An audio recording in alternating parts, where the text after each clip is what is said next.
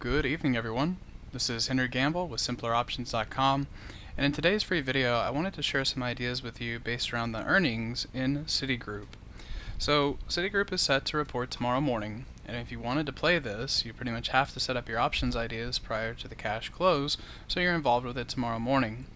Now, I have a mild bullish stance on financials. We covered that a little bit more in one of the previous free videos when we were back down in here, and that's played out well, and I continue to share that sentiment, though I'm not as much of a die-hard bull as I was.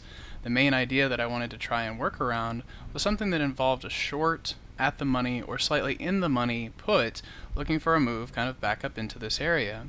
So that leaves me with the 49 option.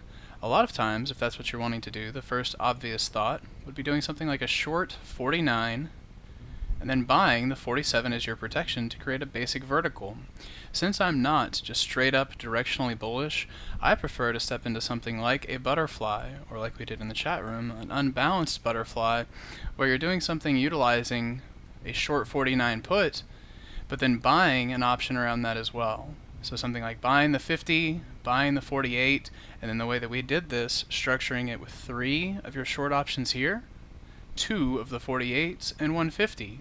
Mainly what this does is tries to capitalize off of a move higher using these short put options here, while still maintaining some intrinsic value from your $50 put.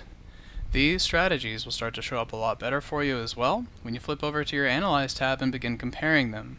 With something like this, we were able to take in a 20-cent credit on a $1 wide spread that only gives you 80 cents of risk, where when we first began to analyze the short vertical, the $2 wide spread was going around 50 cents, and that's going to leave you closer to $1.50 of risk.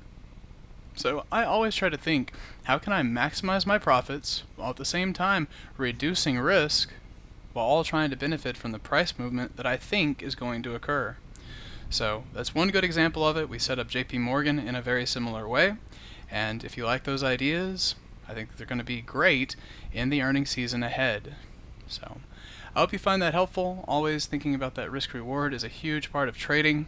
And then one last thing I wanted to make sure you are aware of is a special session that we're doing with John tomorrow into the close. So typically he does not trade at the cash close, but with these financials reporting earnings, tomorrow might be a little bit more active into the end of the day.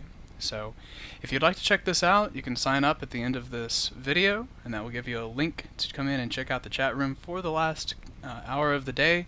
And if that's something that interests you, I hope to see you there.